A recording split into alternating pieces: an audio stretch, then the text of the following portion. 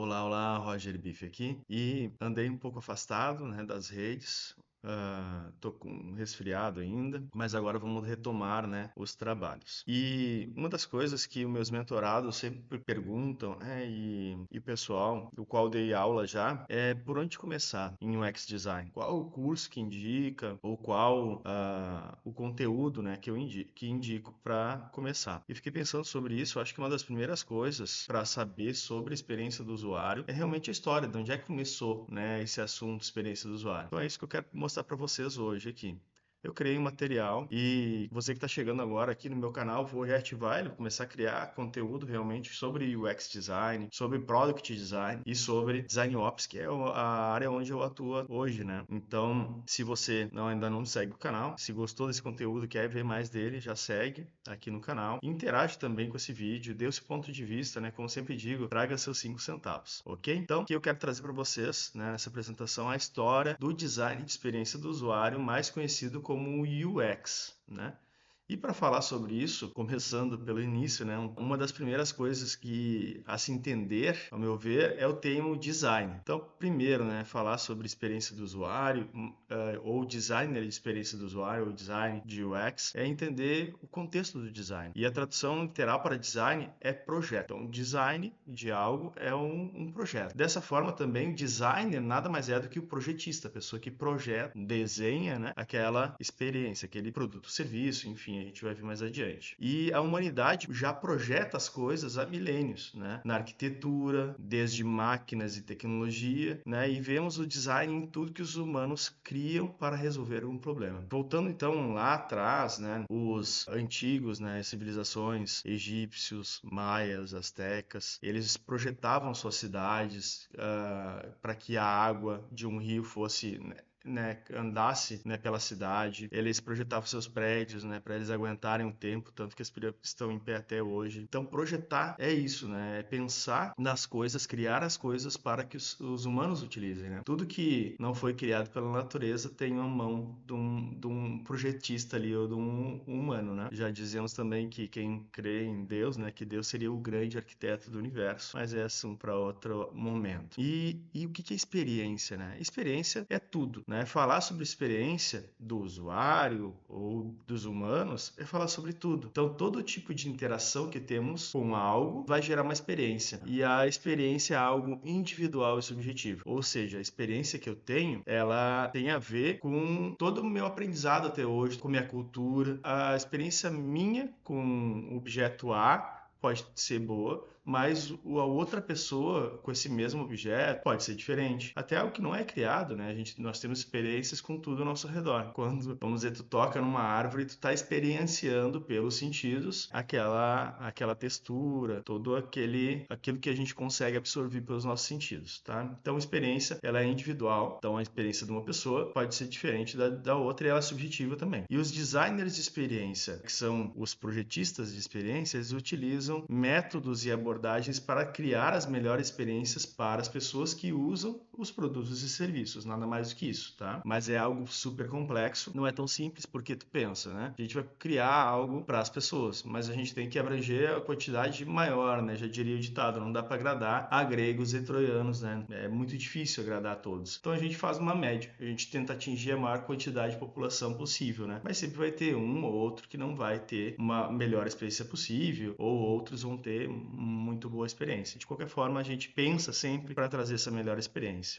Esse pensar, essa parte de pensar nessa experiência muito tempo atrás. E nós temos registros aí de 4.000 anos antes de Cristo, nós já tínhamos o Feng Shui e a importância do espaço. O Feng Shui é uma antiga filosofia chinesa e ela era utilizada para criar espaços de convivência harmoniosos e ótimos. E essa filosofia, ela considerava que tudo, desde a disposição dos móveis e o arranjo espacial dos edifícios até o ambiente natural, impactava no fluxo de energia conhecido como Qi em um espaço. espaço. Claro, tem um tanto quanto de esoterismo nesse estudo, né? Mas ele é milenar e nessa época eles já focavam em criar o primeiro design centrado no ser humano, que fosse agradável aos olhos, prazeroso e otimizasse o bem-estar humano. Ou seja, estava pensando em otimizar ali, em melhorar a vivência das pessoas, que é o que a gente faz até hoje. Hoje também falando, grande inserção do termo UX ou design, eles são em produtos digitais, mas pode abranger qualquer tipo de coisas, né? Materiais, produtos, serviços, como eu falei. Pode se pensar numa experiência em algo físico? Claro que pode, a gente vai ver mais adiante. Mais recente um pouco, né, abrangendo aí a história, nós temos também o registro de 500 anos antes de Cristo, os primeiros gregos, eles trouxeram o conceito de ergonomia, e esse conceito era focado no design de espaços e ferramentas para facilitar o uso e a interação. Hipócrates detalhou como o ambiente de trabalho de um cirurgião deveria ser organizado para a eficiência ideal na Grécia Antiga. Então aqui é um recorte, né, das ferramentas, então já era pensado nas melhores formas de ferramentas para cada tipo de abordagem, localização delas no espaço agilizava, facilitava ali o processo para um cirurgião, no caso, pensa que uma mesa de cirurgia há 500 anos antes de Cristo, tu não poderia perder tempo, né, se tivesse com um sangue, né, alguma coisa assim, o paciente perdendo sangue, tu não poderia estar indo lá para o outro lado da mesa para buscar uma ferramenta, ou se tu pegasse uma ferramenta que não era tão adequada assim, ocorria muito risco. E ergonomia nada mais é do que o ser humano e o seu meio ambiente, como é que ele se relaciona, tá?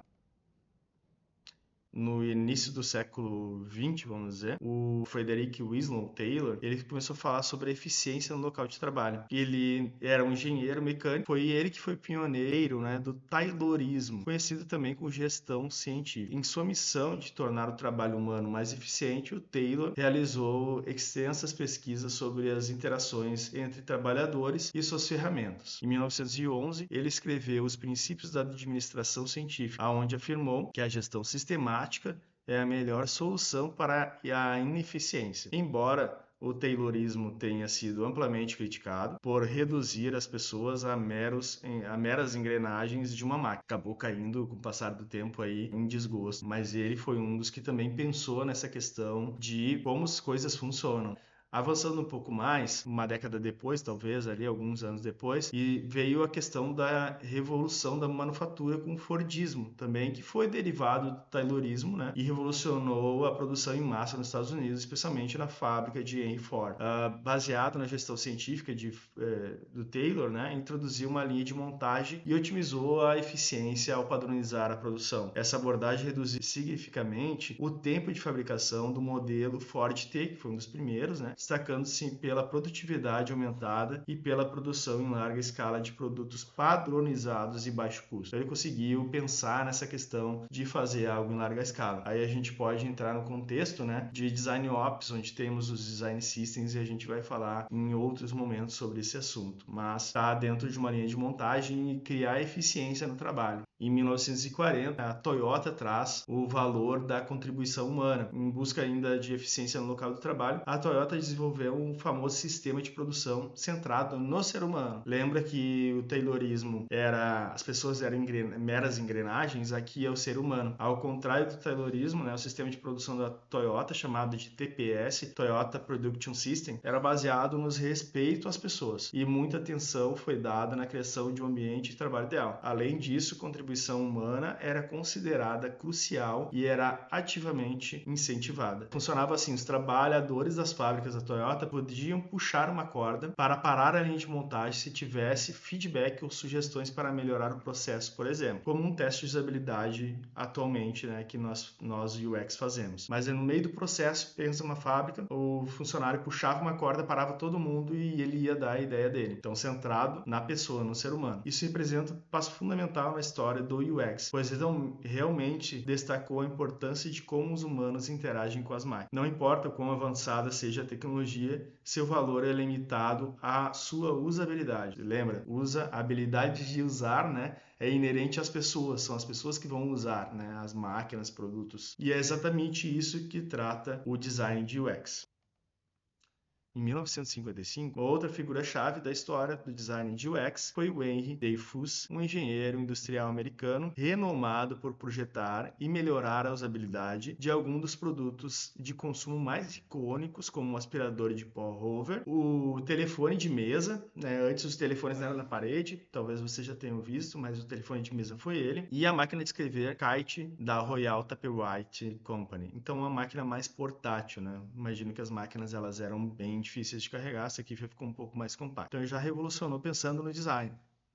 E ele também trouxe a filosofia de design, era baseada no senso comum e na abordagens científicas. Então, ele trouxe a questão de abordagem científica para dentro, né, do contexto do design. Em 1955, ele escreveu Design for People, ou seja, né, projetando para as pessoas, que praticamente resume o design de UX atualmente. Então, ele disse aqui, quando o ponto de contato entre o produto e as pessoas se torna um ponto de fricção, então o designer falhou. Olha que profundo isso, né? Até hoje, isso ele escreveu lá em 1955, muito antes nós vamos falar mais à frente do termo de UX se popularizar, e ele traz que quando o ponto de contato entre o produto, enfim, o serviço e as pessoas se torna um ponto de fricção, então o design falhou. Exemplo, né? Você está utilizando um produto digital para fazer alguma ação ali, para resolver algum problema, e você está se frustrando ali, então o designer falhou. Por outro lado, se as pessoas são feitas mais seguras, mais confortáveis, mais ansiosas para comprar, mais eficientes ou simplesmente mais felizes pelo contato com o produto, então o design teve sucesso. Quer dizer, né, se as pessoas são mais seguras, se elas estão conseguindo completar tudo, né, e mais felizes, enfim, está tendo uma satisfação, se a usabilidade está correndo, então o design teve sucesso. E a gente não tem como falar sobre experiência de usuário sem lembrar de 1966, né, o Walt Disney, embora ele não fosse um designer de experiência tradicional, o Walt Disney é reconhecido por sua habilidade de criar experiências imersivas e cativantes. Então, seu legado inclui a aplicação pioneira de princípios como conhecer o público-alvo, entendia as necessidades e comunicava-se eficazmente por meio de elementos visuais e sensoriais. A visão de Disney de usar tecnologia para melhorar a vida das pessoas continua a inspirar designers de UX que buscam criar interações digitais envolventes e memoráveis baseadas em suas ideias inovadoras. Então, até hoje tem um livro, né, sobre, né, como cativar com a experiência do Walt Disney e é muito bom. Seguindo um pouco aqui, então, em 1970, Xerox foi mais um ponto de virada aí, a gente já está entrando na questão da tecnologia, vocês viram que agora, até o momento, seria mais uma pegada analógica, né, a gente começa a entrar na questão da tecnologia. Então, todos esses desenvolvimentos começaram a convergir com o início da era da computação pessoal. Muitos dos fundamentos do computador pessoal, como o conhecemos hoje, foram estabelecidos nos anos 1970 em Palo Alto Research Center da Xerox, mais conhecido como PARC, onde inovações em tecnologia para o trabalho eram investigadas por psicólogos e engenheiros. Olha o papel ali, o ponto do psicólogo está envolvido com a interação do humano em máquina. Então, recursos chaves da computação, incluindo a interface gráfica do usuário, vocês vão ouvir muito falar de User Interface ou de UI, e gráfico. Tem o GUI, que é o GUI, ou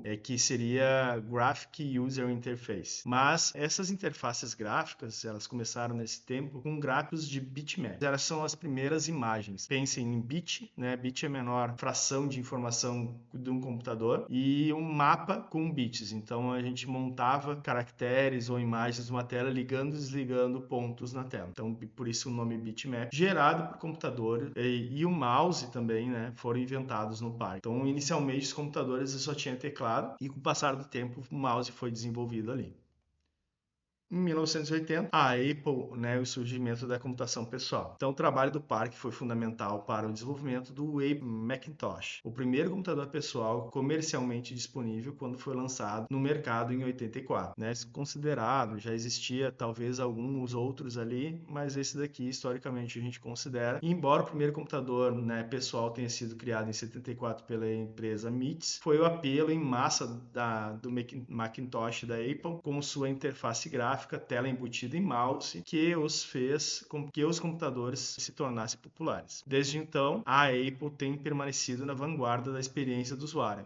É a empresa, né, referência na experiência do usuário no mundo, especialmente devido a inovações populares como o iPod e o iPhone. O iPod, né, é o primeiro tocador digital ali que a gente pode dizer, né, que seria o MP3, tocava várias músicas que antes, né, era fita cassete, ou vinil, ou CD até, e daí foi colocado tudo isso em memória sólida dentro de um aparelhinho. E nessa mesma, por volta dessa época, o iPhone foi lançado, o primeiro dispositivo smart, né, fone, misturava ali chamavam de assistente pessoal e com tela capacitiva, tela de toque, né, isso foi algo revolucionário, né, até hoje, né, utilizado em larga escala. Ainda não sabemos qual é o próximo passo, né, na interação homem-máquina de interface, mas, por enquanto, ainda nossos celulares, eles são todos com tela de toque. Tem até um ponto que eu não recordo, se alguém souber, estiver vendo esse vídeo aqui, até esse ponto, mas tem uma história, né, eu não sei se foi o Steve Jobs, tem uma história de que notaram que os primeiros computadores lá que eram vendidos eram uns trambolhões, muito difícil de carregar no carro, ele precisaria ser mais maleável. Foi nesse momento que o monitor foi desacoplado da central de processamento, né? Então, nos primeiros computadores meio que era tudo junto. Tela, o processador, teclado, não tinha mouse, e era tudo um trambolhão e difícil de carregar. E daí começaram a soltar, né? Então, primeiro, se eu não me engano, primeiro Macintosh tu ligava na TV, e daí tinha os periféricos, né? Que são de mouse, teclado ou tela. Esses são periféricos. Bom, seguimos aqui então um ponto crucial para essa nossa história. Em 1993, Don Norman, que é de Donald Norman, ele é um cientista cognitivo. Ele ingressou na Apple como arquiteto de experiência do usuário. Então, ele mesmo, né, cunhou esse termo, que ele era um arquiteto. E o que o arquiteto faz? Ele projeta, né? Então, nada mais é do que um designer de experiência do usuário, tornando-se primeiro a ter UX em seu título profissional. Então, foi ele que cunhou o termo design de experiência do usuário, para abranger todos os aspectos dessa disciplina emergente. Em seu livro O Design do Dia a Dia, de 1988, Norman enfatiza a importância de focar na experiência do usuário, a jornada do cliente e a usabilidade, mudando a abordagem profissional para criar produtos mais intuitivos e funcionais. Vou mudar aqui minha tela. O design do dia a dia é esse cara aqui, ó. Esse livreto aqui, tá? Design do dia a dia. Ah, Roger, você recomenda? Recomendo. Ele é meio que uma Bíblia, né? É a base, né, do UX, só que ele é uma leitura bem antiga e bem pesada, né? Difícil mesmo, mas recomendo. Vai lá, com força você consegue. Em 1994, o Jacob Nielsen, um pesquisador de interação humano-computador, com a necessidade de avaliar a solução de seus alunos, ele criou uma lista de heurísticas de usabilidade. Que heurística, né? É uma abordagem mais simplificada. Então era como se fosse um checklist. Então ele precisava de um checklist simples para ver se a solução dos alunos deles tinha uma boa usabilidade. Isso com outros professores, né? Ele evoluiu essa lista, mas foi em 94 que a lista foi amplamente divulgada, ganhando o nome de heurísticas de Nielsen. Então até hoje é como se fosse ali, né, os mandamentos de UX, né? É usado amplamente até hoje. As heurísticas de Nielsen são 10 tópicos, né, que a gente passando por todos eles, a gente garante uma usabilidade aceitável ali. E em 2007, né, já tinha falado um pouco antes, mas foi em 2007 que o Steve Jobs lançou o primeiro iPhone, revolucionando o mundo digital. Steve Jobs, ele foi, né, um pioneiro na área dele, ele trouxe muita inovação. Quando ele começou, né, com o Macintosh, ele foi uma das primeiras empresas que começou a olhar para o computador de uma forma diferente, né, pensando na tipografia, na questão de cores, né, e formas, e colocando realmente o design. Ele dizia que tinha que ser algo agradável, além de usável, ainda tinha que ter, né, também a questão da estética. Então, ele revolucionou o mundo digital apresentando o primeiro iPhone. Apesar de parecer ser primitivo hoje, o iPhone combinava um navegador web, tocador de música, celular, tela acessível ao toque, capacitiva. E ele permitiu acesso a aplicativos, GPS integrado, câmera, mensagens e atualizações meteorológicas. Então, eu digo que na época que o iPhone foi lançado, vários outros dispositivos morreram. Embora o primeiro modelo tivesse limitações, como a impossibilidade de mudar o plano de fundo sem computador, ele definiu um novo padrão para a interação entre usuário e computador. Então, hoje, em 2024, que eu estou fazendo esse vídeo, é um momento histórico. Desde que Don Norman introduziu o termo UX, o campo não parou de evoluir. As vagas relevantes inundaram o mercado de trabalho e diversas habilidades especializadas estão em alta demanda. Não é preciso uma bola de cristal exigindo novas habilidades dos profissionais.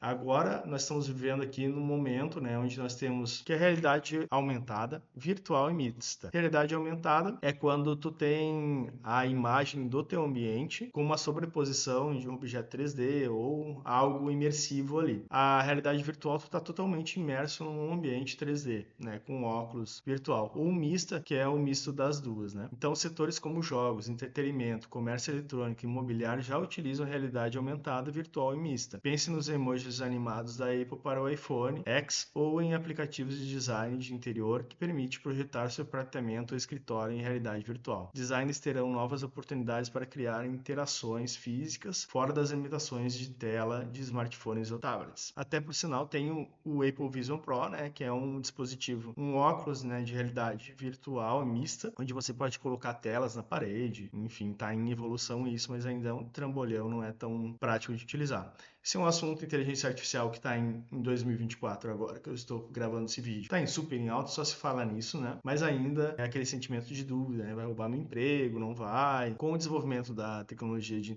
inteligência artificial, o cenário de robôs substituindo os humanos não parece mais tão absurdo. Por exemplo, assistentes digitais como Siri e Alexa depende da fala, uma interação mais intuitiva e direta para as pessoas. E cabe aos designers de UX tornar essa interação fluida e eliminar qualquer obstáculo. Então, assim finalizamos esse tema, com essas tendências, com a história do UX. Sigam as redes sociais aqui, da Amago e minha. Estou começando agora a criar esse conteúdo, então pode ter alguns deslizes aí. Eu vou estar querendo trazer outros assuntos cada vez melhor, mas eu achei um ponto mais importante para a gente trazer, né, começar a trazer um conteúdo com uma curadoria melhor, realmente. Não adianta ir direto à ferramenta, sabe? A gente precisa realmente começar do início, que é falar sobre a história, fundamentos.